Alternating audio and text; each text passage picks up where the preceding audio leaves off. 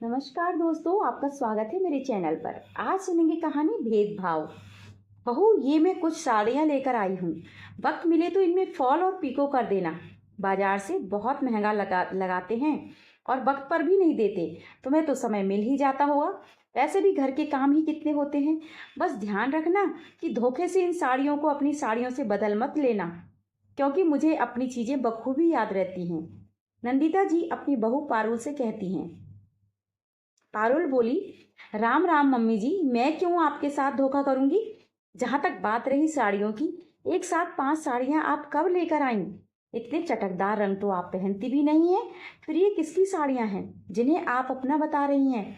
नंदिता जी बोली, बहू तुम्हें नहीं लगता तुम कुछ ज्यादा ही बोल रही हो। मेरी मर्जी, मैं चटकदार पहनूं या सादा रंग, तुम्हें क्या करना है। बस तुम इनमें फॉल और पीको कर देना। बोल तो ऐसे रही हो जैसे तुम्हारे माँ बाप ने तुम्हें सत्ते पर चलना सिखाया है और मैं अपने मायके से धोखाधड़ी सीख कर आई हूँ।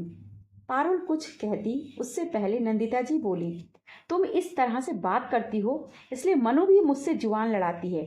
मैं कह देती हूँ, तुम्हारा तो मेरे घर में निभ गया, तुम्हारी बेटी का क्या होगा ये सोच लो। इतना कहकर वह वहां से चली गई। दोपहर के काम निपटाकर पारुल साड़ियों में फॉल और पीको करने लगी। बेचारी को एक एक पल का आराम नहीं मिलता था।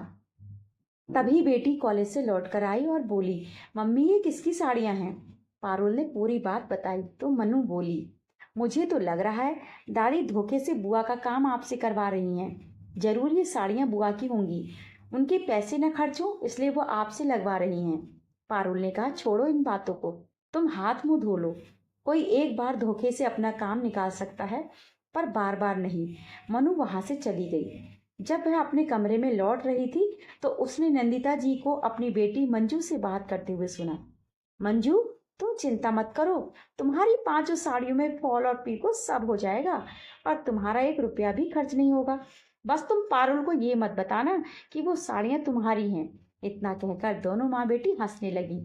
मनु पारुल के पास आकर सारी बात बताने लगी। पारुल मुस्कुराकर उस बात को टाल गई। मनु बोली, मम्मी आप थकती नहीं हैं। दादी धोखे से आपसे अपना हर काम करवा लेती हैं। पहले आप में और बुआ में अंतर करती थी, अब आए दिन उनके बच्चों से मेरी तुलना भी करती हैं। कभी भी मुझे या आपको प्यार के 2 शब्द नहीं कहती हैं। क्या धोखे से ही रिश्ते बनते हैं। तभी नंदिता जी कमरे में आई और बोली, राम राम बहू, ये क्या आप अपनी बेटी को पट्टी पढ़ा रही हो। इसे जो अपनी बुआ और दादी के लिए अच्छा नहीं सोच सकती, वो दूसरे घर जाकर कैसे बसेगी। नंदिता जी की बातों का मनु ने पुरजोर विरोध किया। नंदिता जी बोली, देखो कैसे जुबान लड़ाने लगी है। क्या तुम्हारी माँ ने यही संस्कार दिए हैं। अगर पता होता कि बचपन में ननिहाल जाने से तुम ऐसी हो जाओगी तो तुम्हारी माँ को मायके में कदम ही न रखने देती। मनु बोली, दादी आप मेरे ननिहाल वालों को बीच में मत लाइए। मुझे आज भी याद है, आप हमेशा बुआ के बच्चों और मुझ में अंतर करती रहीं। मैं तो कहती हूँ आपने बुआ के सामने कभी मेरी मम्मी से प्यार से 2 शब्द नहीं कहे। क्या ये धोखा नहीं है। नंदिता जी बोली, आने दो आज तुम्हारे पापा को, बताती हूँ कि लड़की कितनी बिगड़ गई है। जरूर ये सब तुम्हारी माँ ने सिखाया होगा। पहले तुम्हारे पिता को मेरे खिलाफ भड़काती थी, अब तुम्हें सिखा रही है। मनु कुछ कहती उससे पहले ही पारुल बोली, मनु दादी से इस तरह बात नहीं करते बेटा, जाओ तुम पढ़ो। नंदिता जी बोली, बहू अब रोकने से क्या होगा। बच्चों को तो बचपन में ही संस्कार दिए जाते हैं। अब तुमने उसे धोखाधड़ी सिखाई है तो वह बोलेगी ही। मनु बोली, यह अच्छा है, उल्टा चोर कोतवाल को डांटे। रिश्तों में धोखाधड़ी आपने की और आप मेरी माँ को कह रही हैं। क्या ये साड़ियाँ बुआ की नहीं है। आपने धोखे से मम्मी से अपनी बेटी का काम करवा रही हैं। आप धोखेबाज हमें कह रही हैं। आने दो पापा को, मैं भी सारी बात बताऊंगी। इतना कहकर मनु वहां से चली गई। नंदिता जी पायल को घूरने लगी। पारुल बोली, मम्मी वह भी बच्ची है, उसकी बातों को दिल पर मत लीजिए। पर एक बात जरूर कहूंगी, आज तक बेटी बहू में अंतर किया वहां तक तो मैंने बर्दाश्त किया, पर बच्चों में अंतर, यह तो सरासर धोखा है। नंदिता जी बोली, ये लो, जब माँ का ये हाल है तो बेटी का क्या होगा। अरे जिस घर में जाएगी अपने माँ बाप को 4 बातें सुनाएगी। ससुराल वाले कहेंगे, ना जाने माँ बाप ने कैसे संस्कार दिए हैं। बचपन की बात अलग थी, पर अब तो घोड़ी जैसी हो गई है। फिर भी इसकी जुबान कितनी लंबी है। नंदिता जी ने अपनी सारी भड़ास पारुल पर निकाल दी और चली गई। अगले दिन मंजू अगले दिन मनु कॉलेज के लिए निकल रही थी। उसने जीन्स पर कुर्ता पहना था और गले में मफलर डालकर जा रही थी। नंदिता जी बोली, ये दुपट्टे की जगह क्या गले में है? कॉलेज जा रही हो या धोखे से फिल्म देखने जा रही हो? अपनी बुआ की लड़की को देखो, कितने ढंग से कपड़े पहनती है। मनु पहले दादी को देखी, फिर अपने पिता प्रभास की तरफ। प्रभास बोले, मनु तुम कॉलेज जाओ, लेट हो जाओगी बेटा। मनु वहां से निकल गई। तब प्रभास बोले, माँ वह छोटी बच्ची नहीं है जो आप छोटी छोटी बातों पर उसे टोकती रहती हैं। पलट कर जवाब दे देगी तो आप कहेंगी कि उसकी माँ ने उसे संस्कार नहीं दिए। बच्चे जब बड़े हो जाते हैं माँ, तो हर बात पर उन्हें नहीं टोकना चाहिए। कल तक आप पारुल और मंजू की तुलना करती रहीं, अब आप बच्चों की भी तुलना करने लगी।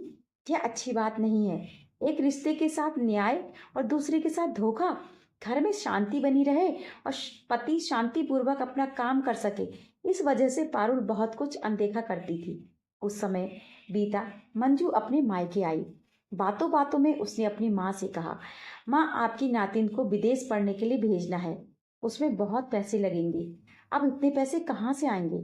सोचती हूँ पढ़ाने लिखाने की जगह उसकी शादी ही कर दूँ। नंदिता जी बोली, नहीं नहीं बेटी, कोई जरूरत नहीं है। जो भूल मैंने की वो तुम मत करना, वरना जिंदगी भर ससुराल में दूसरे के एहसान के नीचे दबी रहेगी। मंजू बोली, आप ही बताओ क्या मदद कर पाओगी? नंदिता जी बोली, पोस्ट ऑफिस में तुम्हारे पापा कुछ पैसे फिक्स प्रभास के नाम कर गए थे। ऐसा करती हूँ किसी बहाने से प्रभास से उसके दस्तखत ले लूंगी, क्योंकि अगर बोलूंगी तब तो वह नहीं देगा। मंजू बोली, हाँ माँ, ये सही रहेगा। दोनों माँ बेटी योजना बना रही थी। अगले दिन प्रभास दफ्तर के लिए तैयार होकर नाश्ता कर रहा था। तभी नंदिता जी आई और बोली, बेटा इस कागज पर जरा दस्तखत कर दो। प्रभास बोला, माँ मैं चश्मा नहीं पहना हूँ। वह बोली, अरे दस्तखत करने में चश्मे की क्या जरूरत है? मैं सोच रही थी तुम्हारे बाबूजी के कुछ पैसे हैं, वो मनु के नाम कर देती हूँ, तो तुम सब बस उस पर दस्तखत कर दो। उसके बार बार कहने पर प्रभास ने जेब से पेन निकाली। तभी मनु वहां आ गई और बोली, पापा ये कैसे कागज पर दस्तखत कर रहे हैं? बिना पढ़े कभी साइन नहीं करना चाहिए। प्रभास ने कहा, देखो अब तुम्हारी दादी तुमसे प्यार करने लगी हैं बेटा। उन्होंने तुम्हारे नाम पर कुछ पैसे भी जमा करने की योजना बनाई है। मनु ने उस कागज पर नजर दौड़ाई तो मंजू ने झट से उस पर अपना हाथ रख दिया। मनु को शक हुआ। उसने कहा, बुआ अपने घर की चीजों को तो आप छुपाती हैं, अब हमारे घर में भी छुपाने लगी। और मेरी नजर पापा की तरह कमजोर नहीं है। मनु ने मंजू का हाथ हटाते हुए उस कागज को देखा, फिर बोली, पापा ये तो पोस्ट ऑफिस के कागज हैं जिसकी अवधि पूरी हो चुकी है, और ये तो आपके नाम से हैं। प्रभास ने झटपट अपना हाथ धोया और चश्मा पहनकर जैसे ही कागज उसके हाथ में आया, वो माँ और बहन दोनों पर बहुत भड़का। प्रभास बोला, माँ यही काम में और आपकी बहू करते तो आप दुनिया भर में ढिंढोरा पीटती कि बहू बेटे ने एक बूढ़ी माँ के साथ धोखा किया। पर जो आपने किया वो क्या है? पैसे अगर चाहिए थे तो आप कह देती, मैं साइन कर देता। पैसे भी ये पैसे पापा के थे, पर आपने जो किया वह तो रिश्तों के साथ धोखा है। और मंजू, तुम इतने पैसे होने के बाद भी तुम्हारा मन नहीं भरता? दोनों सर झुकाए खड़ी थी। प्रभास बोला, माँ आपको पता है कल मेरी जीजाजी से बात हुई थी, वह आपकी नातिन को विदेश भेज रहे हैं।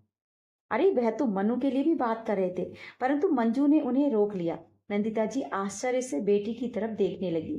पारुल बोली, मम्मी जी कल तक आप मुझ में और दीदी में भेदभाव करती थी, अब अपने बेटे और पोती के भविष्य के साथ भी धोखा करने लगी। इतना कहकर पारुल वहां से चली गई। प्रभास बोला, यह आखिरी बार है जब हमारे घर में इस तरह की घटना हुई है। इसके बाद अगर कभी भी ऐसी घटना होती है तो माँ एक विनती करूंगा, अगर आपको आपकी बेटी बहुत पसंद है तो आप उसके साथ जाकर रहिए, क्योंकि मैं अपने घर में ऐसी चीजें बर्दाश्त नहीं करूंगा। इतना कहकर वह दफ्तर चला गया और मनु अपनी कॉलेज चली गई। मंजू कुछ कहती इससे पहले ही नंदिता जी ने वह कागज उसके हाथ से छीन लिया और बोली, मुझे नहीं मालूम था कि मेरी बेटी धोखेबाज है। तुमने मुझसे झूठ कहा कि तुम्हारे पास पैसे नहीं है। अरे कल को अगर मेरा बेटा मुझसे सारे रिश्ते तोड़ लेगा और मुझे मुखाग्नि भी नहीं देगा तो सोचो मरने के बाद भी मुझे शांति नहीं मिलेगी। हे भगवान, मेरी बेटी ने ही कैसा मुझसे पाप करवाया। अगले ही दिन मंजू अपना सामान समेटकर अपने घर चली गई। नंदिता जी ने अपने व्यवहार के लिए बेटे और बहू से माफी मांगी। पारुल बोली, माँ जी, आप बड़ी हैं, आप माफी नहीं आशीर्वाद देती हुई अच्छी लगती हैं, पर जिस रिश्ते में धोखा हो वह रिश्ता लंबा नहीं चलता।